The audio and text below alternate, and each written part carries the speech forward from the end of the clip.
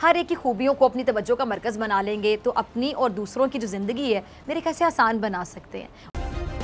Subscribe करें और bell दबाएं ताकि कोई खबर रह न जाए। और ये बीजेपी की रहनुमा खुद एक खातून है, लेकिन इसको दूसरी खवातीन की इज्जत की कोई परवाह नहीं है। मेरे ख्याल से ये प्रज्ञा ठाकुर है ना, जैसी खवातीन एक बदनुमा दाग है भारतीय माशरे पर। और मैं माजरत चाहती हूँ, मैं भी खातून हूँ, लेकिन मैं जुल्म का साथ देने वाली खातून का किसी सूरत भी साथ नहीं दे सकती। अब ये औरत बकवास कर रही है कि भारत में किसी को हिजाब पहनने की जरूरत नहीं है, जिन्हें घर के अंदर खतरा है वो घर में रहते हुए हिजाब पहने, और भारत में किसी को हिजाब पहनने की जरूरत नहीं है। भारत में हिंदू माशरा जहाँ औरत की इज्जत की जाती है, इसलिए घर से बाहर किसी को हिजाब नहीं पहनना चाहिए। ये कह रही है ये औरत, ये बकवास कर रही है और कह रही हाँ जो घर या मदरसे के अंदर हिजाब पहनता है उस पर हमें कोई एतराज़ नहीं, लेकिन बाहर इसकी इजाज़त नहीं होनी चाहिए। मैं इस बेहिस बेशरम खातून से पूछना चाहती हूँ, ये कौन से घर की बात करें? पहले तो घर की बात क्लियर करें ना। मुसलमानों को तो मोदी सरकार हिंदुस्तान से निकालने की मुहिम चला चुकी है, और तो और ये मुनाफिक औरत हिंदुस्तान को सेक्युलर साबित करने की कोशिश कर रही है। मैं जरा इसको बताना चाहूंगी कि भारत कहाँ का सेक्युलर है। भारत तो तंग ज़हन वाला मुल्क है, और मोदी की छोटी सोच ने भारत को इतना छोटा बना दिया कि पूरी दुनिया देख रही है इस भारत की औकात इस वक्त। और अब तो सेक्युलर भारत की हकीकत दुनिया पे बड़ी मेरे ख्याल से खुलकर आ गई है, वाज़ेह हो गई है, क्लियर हो गई, एक्सपोज हो गई है। अच्छा, मैं ये भी बताना चाहूंगी, ये जो प्रज्ञा ठाकुर है ना, ये जरा सुनिएगा, ये जो बकवास कर रही थी अभी, ये दहशतगर्द खातून है प्रज्ञा ठाकुर। इस पर बम धमाकों में मुलविस होने पर दहशतगर्दी का बाकायदा मुकदमा चल रहा है, और आजकल ये जमानत पर रिहा है।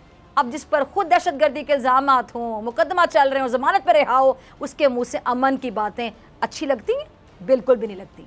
अच्छा, और अब तो ओआईसी ने भी भारत को अक़लियतों का दुश्मन करार दिया है। अभी ये जो कुछ दिन पहले इस्लामी ममालिक की नुमाइंदा तंजीम ओआईसी ने भारत में ये जो मुस्लिम नस्ल कुशी की जो धमकी है, बढ़ते हुए इस्लामोफोबिया के वाक़यात और ख़ास तौर पे जो हिजाब पर पाबंदी का मामला है, इस पर तशवीश का इजहार किया था, और ये बाकायदा मुतालिबा किया था कि जो मोदी हुकूमत है ये मुसलमानों के खिलाफ तशद्दुद के वाक़यात को रोके। और जो ओआईसी की जानिब से जारी बयान था उसमें भारतीय रियासत कर्नाटक, उत्तर प्रदेश और मध्य प्रदेश के जो तालीमी इदारे हैं वहाँ पर हिजाब पहनने वाली पर पाबंदी को मजहबी आज़ादी की खिलाफ वर्जी करार दिया गया था। और इस्लामी ताउन तंजीम ने अपने बयान में उत्तराखंड में भी हिंदू इंतहा पसंद रहनुमा की जानिब से जो मुस्लिम नस्ल कुशी की धमकी थी उस पर तशवीश का इजहार करते हुए आलमी कुव्वतों बिलखुसूस अक़वाम मुत्तहिदा से मुतालिबा किया था कि वो भारत में अक़लियतों के साथ नारवा सलूक और पुरतशद्दुद वाक़यात का नोटिस ले। ये बाहिजाब खातून कह रही थी कि अदालत को हमारा हक देना होगा, वरना हम हिजाब के खिलाफ फैसला आने की सूरत में रुकेंगे नहीं, बल्कि सड़कों पर निकलकर मोदी सरकार की ईंट से ईंट बजा देंगे। यानी अब वो ज़माने चले गए जब मोदी के जुल्म के खिलाफ आवाज़ नहीं उठाया करती थी, कोई नहीं उठा सकता था। और आज मोदी दुनिया के जिस कोने में भी चला जाए, मोदी के खिलाफ आवाज़ें और उंगलियां उठाते लोग आपको नजर आएंगे जगह जगह पर, जिसको लाख चाहते हुए भी नरेंद्र मोदी रोक नहीं सकता, दबा नहीं सकता।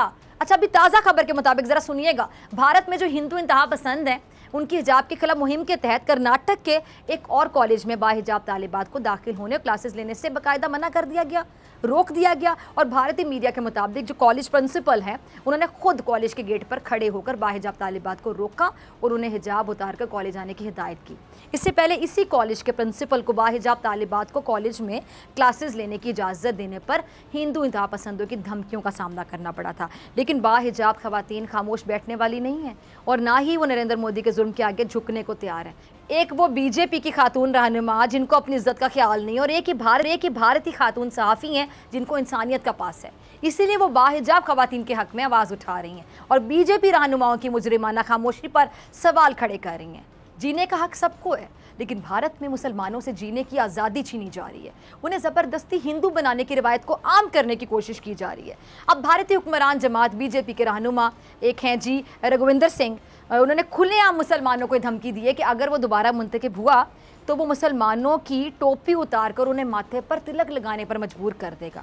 उत्तर प्रदेश में इंतखाबात के मौके पर मुसलमानों के खिलाफ नफरत का मंजन फरोख करके ये बीजेपी रहनुमा इंतखाब जीतने में लगा हुआ है, लेकिन अफसोस कि मोदी की हुकूमत हिंदुस्तान के दिल जीतने में कामयाब नहीं हो सकी। सुना आपने मोदी का, ये बदमाश कह रहा है कि इसके लोगों ने मस्जिद के साथ एक इमारत पर लाउड स्पीकर लगा रखा है, अब से जब भी अजान होगी तो वह अजान के दौरान लाउड स्पीकर पर ऊंची आवाज़ में गाने बजाएंगे। ये है हिंदू इंतहा पसंदों की नीच गिरी हुई घटिया सोच। अजान से मुताल्लिक इससे पहले भी भारत के मारूफ एक सिंगर है सोनू निगम, वो भी मुसलमानों के जज्बात के साथ खेल चुके हैं। ये अमरीकी जो दानिश्वर है क्या कह रहे हैं कि जी भारत में इस्लामोफोबिया ने इंतहाई मोहलिक शक्ल इख्तियार कर ली है, जिसने 25 करोड़ मुसलमानों को एक मजलूम अक़लियत में तब्दील कर दी है। मोदी हुकूमत मुनज़्ज़म तरीके से भारत की सेकुलर जमहूरियत का खात्मा करके इसे एक हिंदू नस्ल परस्त रियासत में तब्दील कर रही है। अच्छा, इन्होंने मकबूजा कश्मीर की सूरत हाल का मुआवजा फ़लस्तीन से करते हुए कहा है कि मकबूजा कश्मीर में भारत के खौफनाक जराइम की एक तवील तारीख है और हिंदू कौम परस्त मोदी हुकूमत ने इन जराइम को बढ़ावा दिया है। मकबूजा कश्मीर के हालात बहुत हद तक मकबूजा फ़लस्तीन से मिलते जुलते हैं। अब मकबूजा कश्मीर में जुल्म की तस्दीक जो है अमरीकी दानिश्वर कर रहे हैं और इनकी बात दुरुस्त भी है कि मकबूजा कश्मीर में हालात बहुत कशीदा हैं और वहाँ के सहाफ़ी तक महफूज नहीं है, क्योंकि एक रिपोर्ट के मुताबिक भारत में 2021 में कम से कम 6 सहाफ़ी कत्ल हुए, 108 पर हमले किए गए, 13 मीडिया हाउसेस को निशाना बनाया गया और सबसे ज़्यादा मकबूजा जम्मू कश्मीर में 25 सहाफ़ियों और मीडियादारों को निशाना बनाया गया। रिपोर्ट के मुताबिक साल 2021 में भारत में कम से कम 24 सहाफ़ियों पर जिस्मानी हमले किए गए, उन्हें धमकियाँ दी गई, हिरासा किया गया और पुलिस समेत दीगर सरकारी अहदेदारों ने उन्हें काम करने से रोका। इन 24 सहाफ़ियों में से 17 के साथ मारपीट के वाक़यात में पुलिस मुलव्विस है। अब नाज़रीन, मोदी का ड्रामा हर तरफ बेनकाब हो रहा है और अब दुनिया मोदी की मकार सोच को समझना शुरू हो गई है, लेकिन मोदी अब भी ड्रामेबाजियों से बाज नहीं आ रहा और अपनी इबादतगाह यानी मंदिर में भी ड्रामाबाजी करने से बाज नहीं आया। एक वीडियो है जी, उसमें देखा जा सकता है कि नरेंद्र मोदी मेहमानों की किताब में लिखने की अदाकारी कर रहा है, जबकि किताब में पहले ही से तासुरात लिखे हुए थे और मोदी बस पहले से लिखी कलम चलाने और लिखने की अदाकारी करता रहा। और मोदी की असलियत सामने आने पर सोशल मीडिया पर किसी ने नरेंद्र मोदी को बुरा एक्टर करार दिया और किसी ने तनकीद का खुलकर निशाना बनाया और इसे बचगाना करार दे दिया। अब मोदी तो दूसरों में खामियां तलाश करता है, उसका अपना दामन गुनाहों से भरा पड़ा है और मोदी के गुनाह अब चीख चीख कर ये कह रहे हैं कि अब तुम्हारे जुल्म का अंजाम आ पहुंचा है, अब वैसे नहीं चलेगा। सब्सक्राइब करें और बेल दबाएं ताकि कोई खबर रह न जाए।